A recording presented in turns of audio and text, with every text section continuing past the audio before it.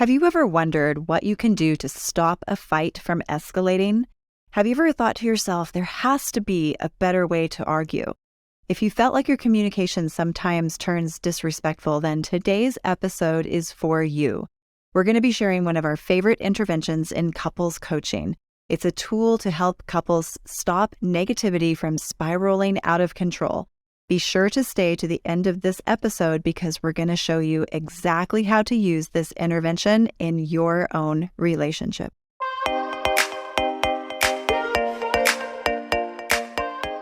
Welcome to March Madness. So I was thinking, since it's March Madness right now, that we should have a little wager this week. I definitely think we need to have a little wager. At the time of this recording, we're in the NCAA March Madness, and it's down to the Final Four. Final games this week. This episode will be airing right after the finals championship game. Who's going to win? We should bet on who's going to win. I think so. What are you going to do? Are you going to go with your alma mater? I'm going to go with my alma mater. I'm actually wearing my USC shirt, but my alma mater that I did undergraduate at is San Diego State University, and they're in the Final Four, so go Aztecs. Right. And so I'm going to have to win, obviously. So I'm going to go with UConn. What am I going to win when I win? What's our bet? Okay, here it is. The loser has to arrange to have our favorite massage therapist actually come to the house and give us a massage. Deal. I win either way. You win either way. Okay, I like that. That's perfect. Okay.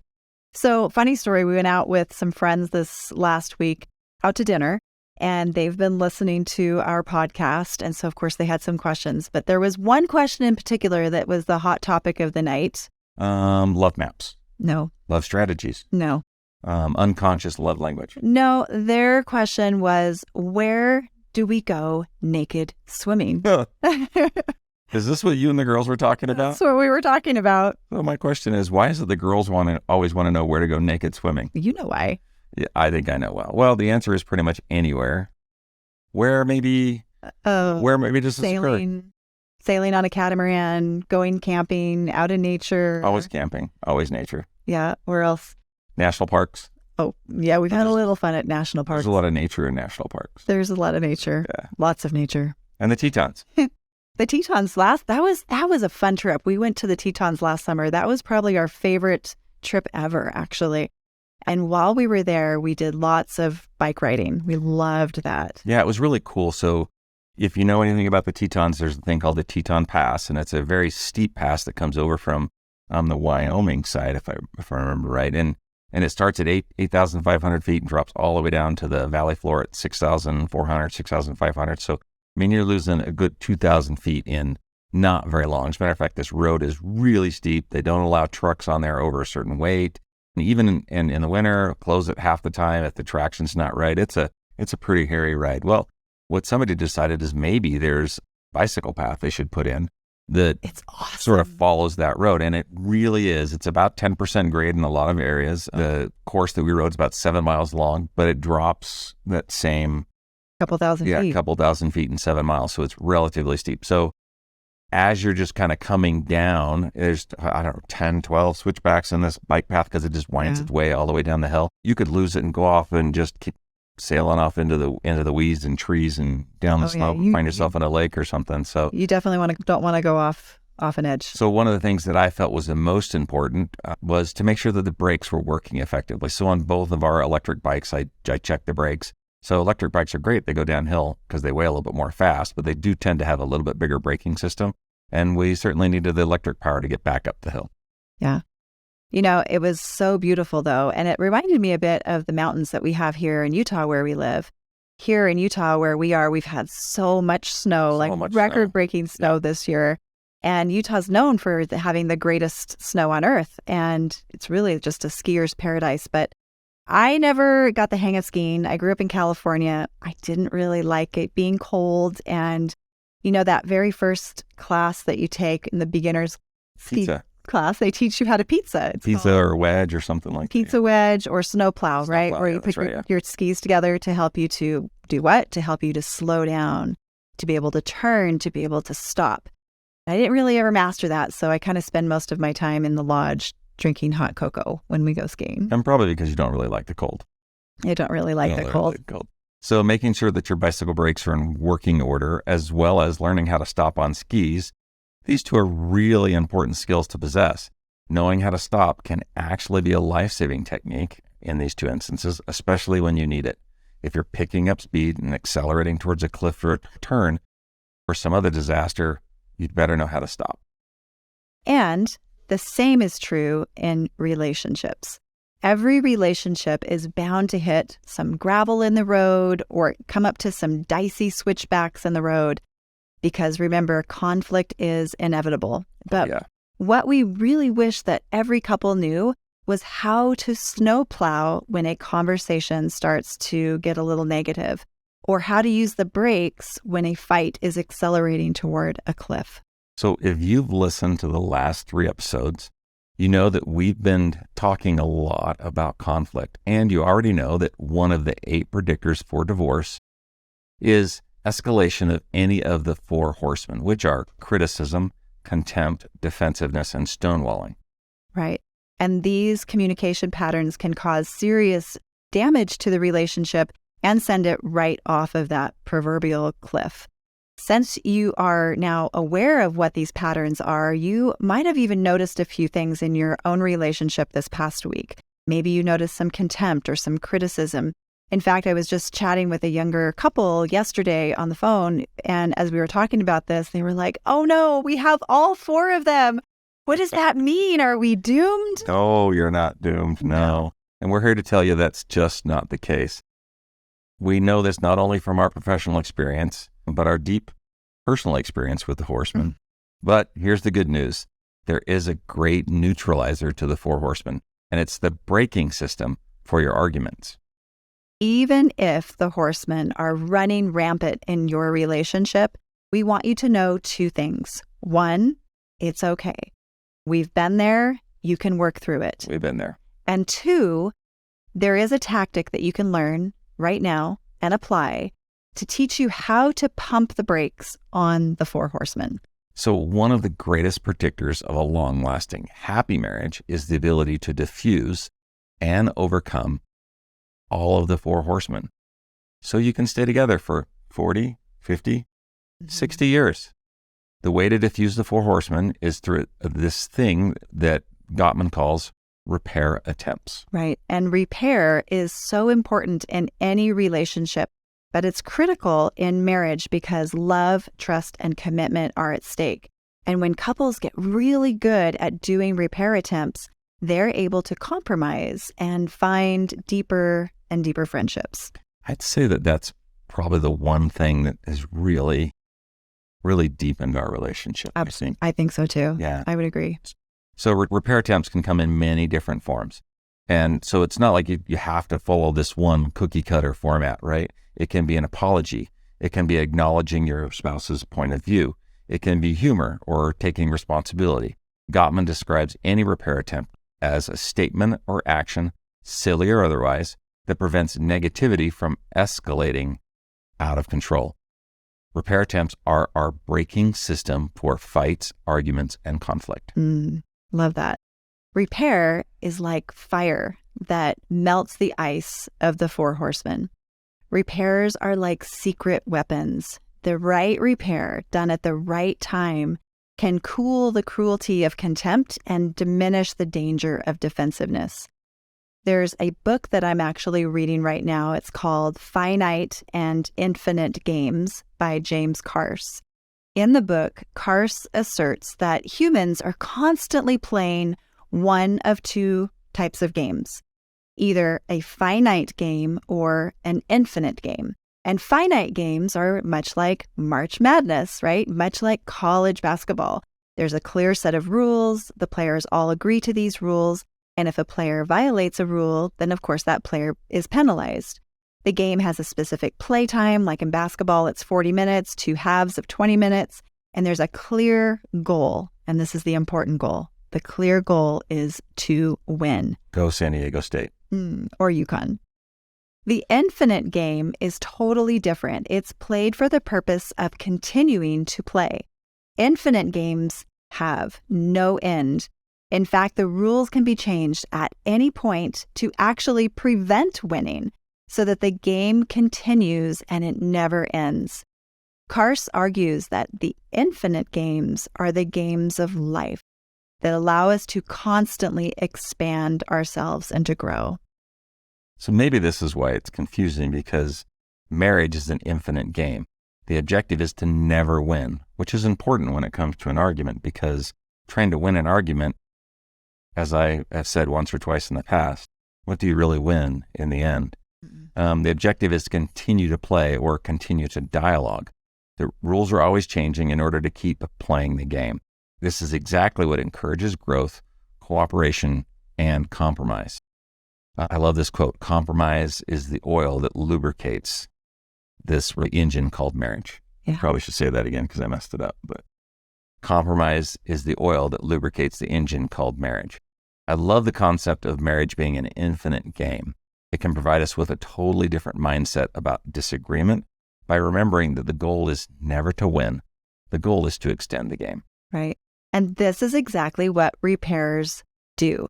They keep us in the game of marriage. And you might recall from the last episode, I shared a story from back when we first got married, and I was pretty superior, I think, at doing contempt. In fact, superior is exactly what contempt is. If you remember, it's treating or speaking to our spouse like we are superior to them in some way. And I mentioned in the last episode that Robert's repair attempts, that's what softened my heart and really got me to a place of empathy and understanding. He was my kryptonite. I love being kryptonite. You are. Yeah. And you're my kryptonite too. He kept us in the game. He kept us going in the game until I was able to learn how to successfully do repair attempts on my own. And I think I'm pretty good at them now, but back then I wasn't. But he was really good at them. So should we talk about how or some good ways to do a repair? Yeah. And you've been so good always, I feel like, at doing repair attempts just naturally and intuitively. You probably have some good advice for this, actually. Do you have any kind of thoughts or beliefs or mindsets that you have that you hold as you're going into maybe a possible disagreement? Something that makes repairs easy for you, because I feel like they are easy for you. I don't know if they're easy for me, but I have a couple of things that are sort of on my mind. And one, it really is just humility. It's a mindset of humility that I'm, and humility is the opposite of having an ego. So if you don't bring your ego to a conversation, it's not likely to get hurt. If you just leave it tucked away, then it can't get bruised, right? And humility allows us to be wrong. It allows us to admit that maybe we're not 100% right, or that we make mistakes. It allows us to recognize our shortcomings. It helps us change our position, and it provides us with the willingness to apologize and also listen non-defensively, again, without our ego. Yeah. Humility, that's a good one to take into a disagreement. What else do you suggest? Is there like another mindset or another idea to have as we go into a disagreement? My second one is one that you know as my theme for 2022, which was remain curious. I think that if you go into any, especially a challenging conversation, right, where you know that you need to listen, you need to be attentive, and you can't just jump in with your ideas where it takes some give and take. I think to just really remain curious and try to understand the other person's point of view, curious about how they feel and how they think. So remain curious. So humility, curiosity, maybe one more. What's one more thing that's good to take into a potential disagreement? So the third mindset item really is breathing. I love this statement, and I heard it a long time ago. I don't really know where it came from, but it's this: let your first response be your breath. I love that. I love that. Let your first response be your breath. And it's analogous to another one, which I like, which is called act and not react. So just act to what's in front of you instead of reacting to what you heard or what you said. That actually reminds me of a Viktor Frankl quote, one of my favorites, actually, which is, between stimulus and response, there's a space. And in that space is our power to choose our response. And in our response lies our growth and our freedom. I love that, because there is that gap, and we get to choose how we're going to use that space. I like that. It's take that breath, right? Use that gap. Okay, so let's do some examples of repairs.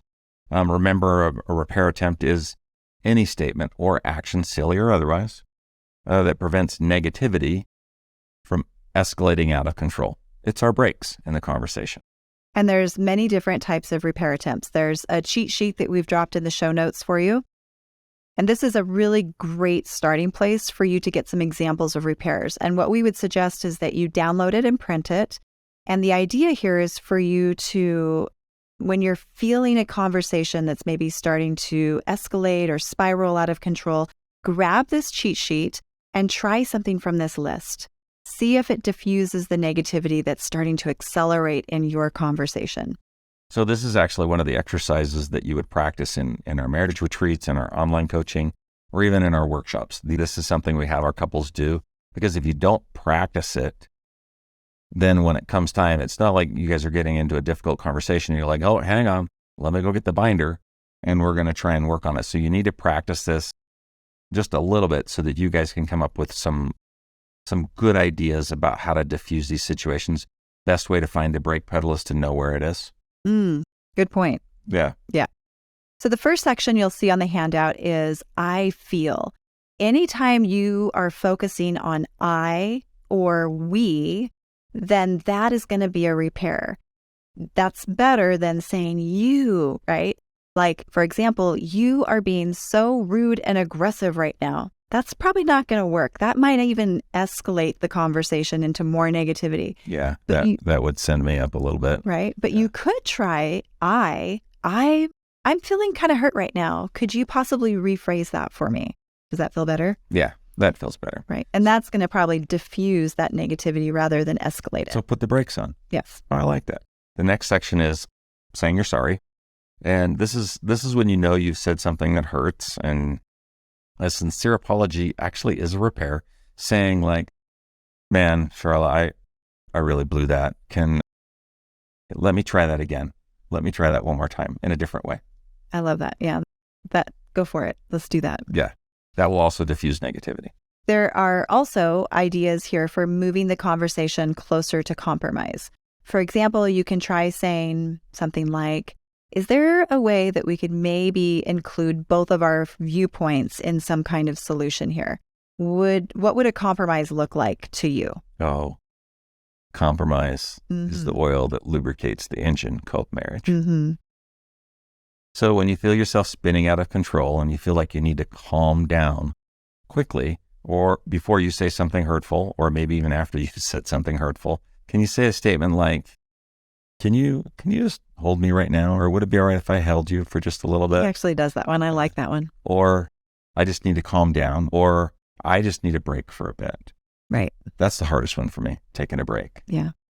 In the past, like I mentioned, when Robert would use his kryptonite on me, it was usually those I statements that were so powerful. Rather than him coming back to my contempt with more contempt or more defensiveness or criticism, he would just say an I statement. For example, some of the things he said to me to diffuse that negativity were things like, that really hurts me.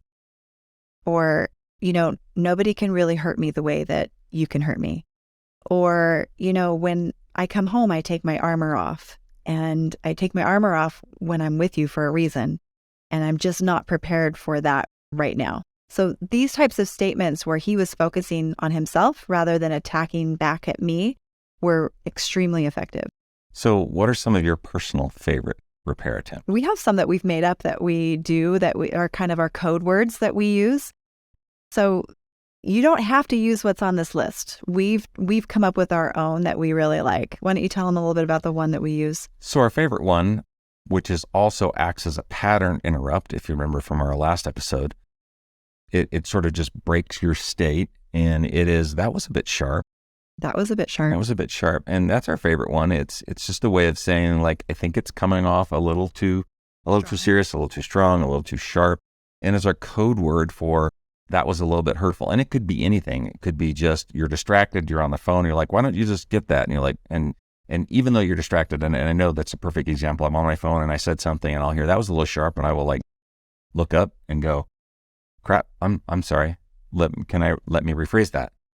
That was a little sharp. And so sort of that apology, and it de-escalates. It's a great way, that pattern interrupt is great way to kind of pump the brakes. And when you as a couple find whatever your phrase is or set of phrases, and you practice them and you work on them, instead of getting defensive when you hear that, I think initially I might have, but instead of getting defensive when you hear that, all of a sudden you realize that like there's an opportunity, right? It's a bid for connection, and now we're getting a repair attempt. Yeah. And it's not, again, this isn't something that just overnight we were good at doing. It was something that we had to practice a little bit, figuring out which phrases worked for us and practice them. And now they're just natural, right? In the midst of any conversation, that was a bit sharp. Oh, okay. I'm sorry.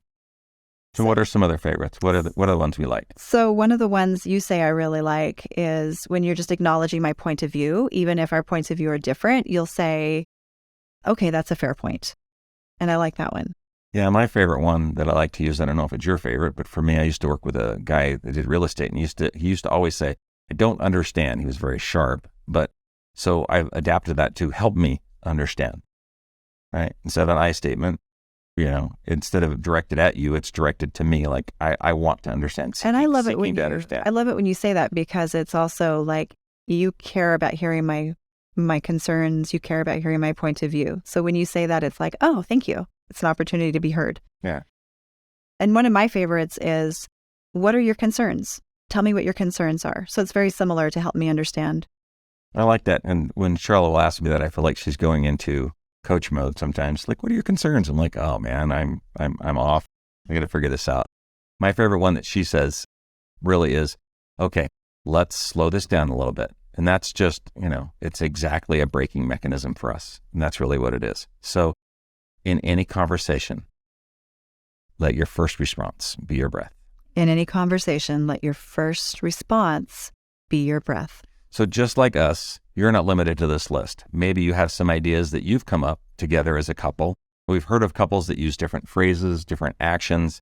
One couple even has a penalty flag that they throw if it gets too heated. It's pretty funny, and humor is probably one of the most effective ways to create a repair attempt. That's super cute. All right, So here's your action steps for this week. Print out the handout, look at the list together and decide what might work and what definitely won't work. Stay away from those. Then give it a shot. You might find that it's really easy for you, really natural at first. Great. And you might find that it takes a little bit of practice, and that's okay too. But I think what you'll find is that as you practice, you'll find which repairs work for you, which ones don't, and soon they'll become second nature, just like they are with us.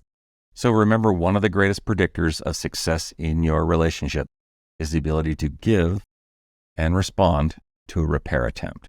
So go slow it down, and play the infinite game of marriage.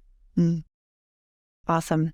So just a quick reminder, our 8-week online coaching program is now enrolling.